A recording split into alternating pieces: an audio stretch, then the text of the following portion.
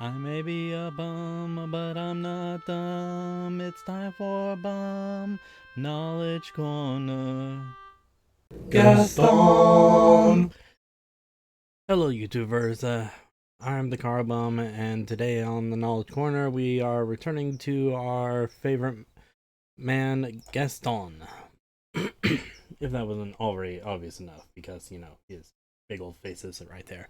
But we're going to continue on to this series. This is going to be part two of of mainstream. Probably there's going to be one more part with a couple of extra side pieces, but still, this is part two of Gaston, and as I will now summarize real fast with a quick review.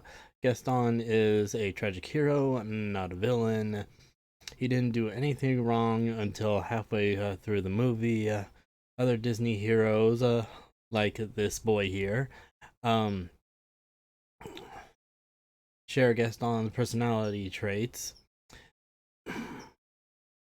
He does have several good traits, especially given the time period of which he was given the setting of the movie, and his fatal slash tragic flaw is the belief that the best deserves the best and his obsession with Belle. So we are actually, strangely enough, for this episode on Gaston, we are not going to be focusing that much on Gaston. In fact, we are going to be focusing mostly on Belle.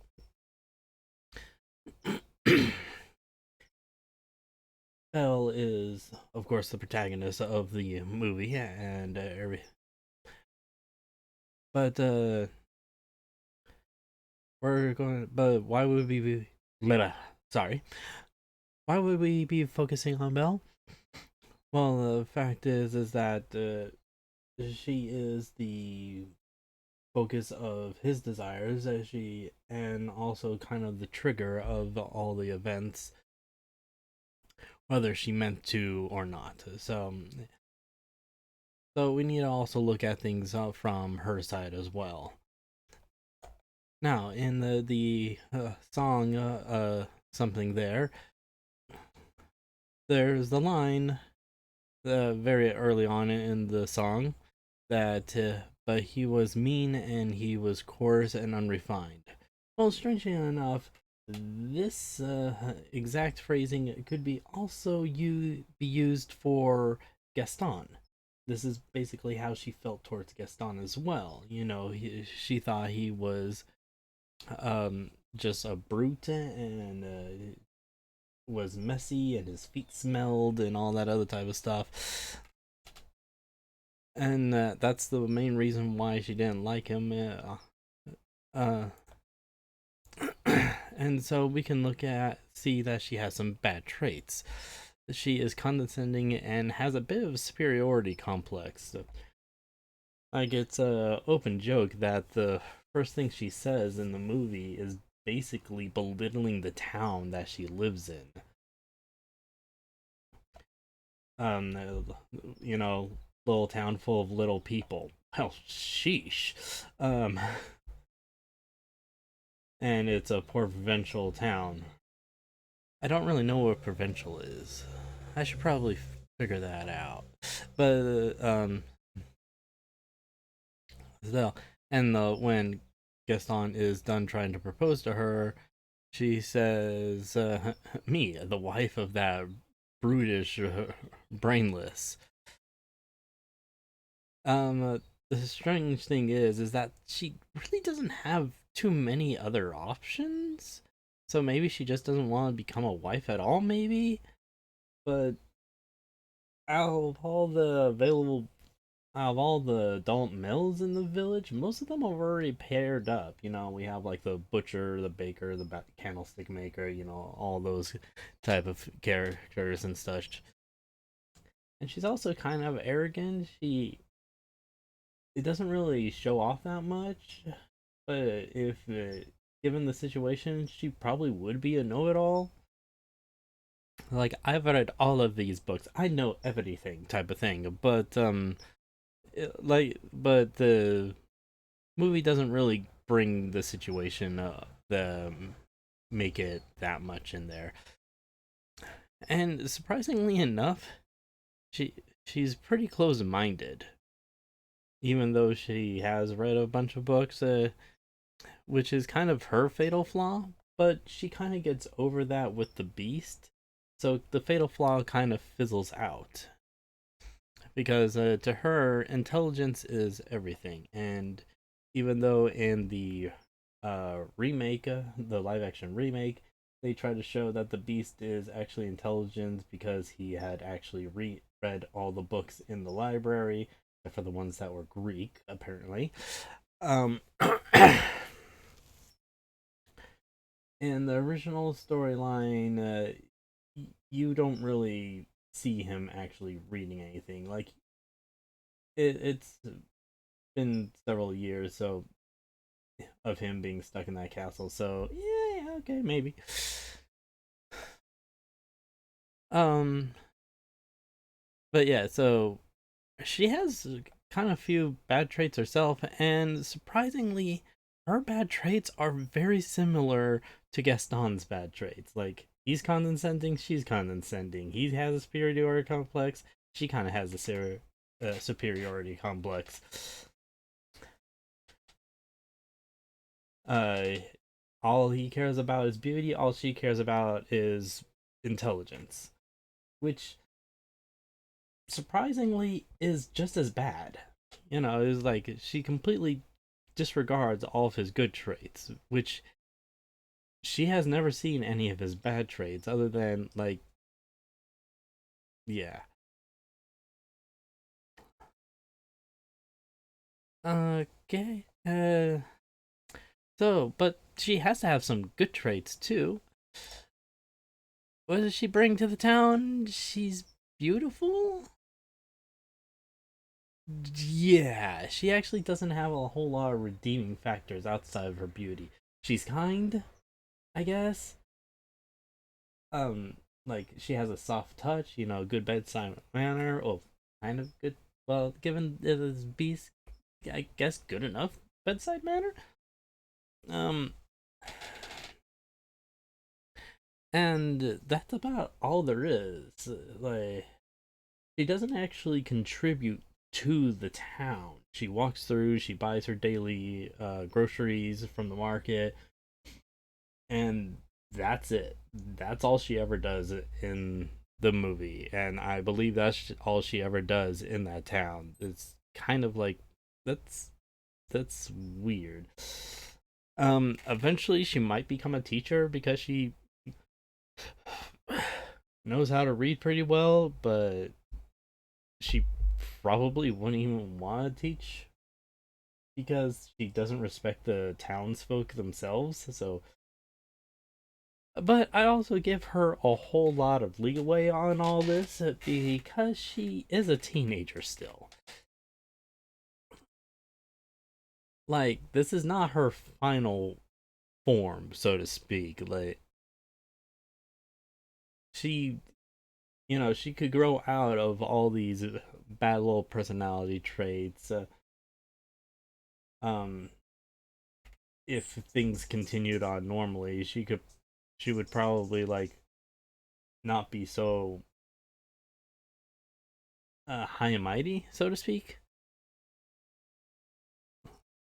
That would probably teeter off, and if she and eventually she probably would have left the town. But when she left the town, she then would have to definitely have a suitor because she would not be able to survive without her dad. And like she has no marketable skills outside of reading, and in that time period, an intelligent female just cannot make it on her own very easily at all, to the point where many of them would kind of get just cast her out for trying to be a scholar. And it's like crappy times, I know, but um so yeah, that's kind all she really has is her beauty. She doesn't have any marketable skills. She's it's not like she knows how to bake. It's not like she knows how to sew. Well, actually, she probably knows how to sew. I mean, who else keeps Maurice's clothes together as he keeps on blowing himself up? So, uh, actually, is there a scene where she sews him up or sews some of his clothes? I don't know, but so maybe she could be a seamstress. Um, but yeah, still in general, she's kind of has nothing outside of her beauty. But there is one thing that kind of annoys me after I realized it. By the end of the movie, Gaston never knows why. She never tells him why she does not want to marry him. So that's why which eventually makes him planned to achieve his goal of marrying Belle, which, blackmail. So, not the greatest plan, but no one's there to tell him no. But that's not this topic. Um, uh, but what would happen if she would have told him the truth and just say this one little line? I am sorry, Gaston, but I cannot imagine ever marrying someone who does not match me intelligently or intellectually. Now, this could have changed everything because Gaston is a man of action. And since he's a man of action, that would have given him a target, something to work towards, something to go for. It was like, because they also have conflicting flaws. Their flaws are, of course, the best. Gaston thinks the best deserves the best, and Belle thinks that intelligence is everything. What defines the best to Gaston, it's how people look, and probably other things, but most importantly, how people look, and to Belle is how people think. So if Gaston would have realized, so Gaston is also the type of person if it's like if there's a problem, he's going to try to solve it. That's the type of mentality he has. He sees um a barrier. He is like, okay, how do I get through this, or how do I get around it? That's why he's actually kind of smart in that way. And when he would, if she would have just told him exactly why she doesn't want to marry him, he would have probably come to the conclusion of saying like, to you, I am not the best. And then he would have tried to figure out a way to make it so that is not the case. He would be like, oh, okay, I'm 99% sure that he would have been like, if you need somebody who's actually intelligible, I will read every book in the library, and I will do this and that, and he would have definitely tried. I don't know if he would have um gotten to the point where he would have actually read all the books, or if he would have actually admitted defeat. He's not the type to do it, but this is kind of a thing that is completely new. But the fact is that he just never knew why he died. Like if you think about go through the movie in your head, she rejects him. He gets drunk. He gets he gets his brilliant idea, and by the time she comes back, she says beast. he goes and tries to kill him. She never says, Gaston, I can never be with you because you're too stupid.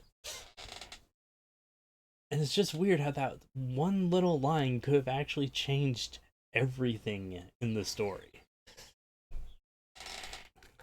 So I hope you found this all a little bit interesting. I am the car bum.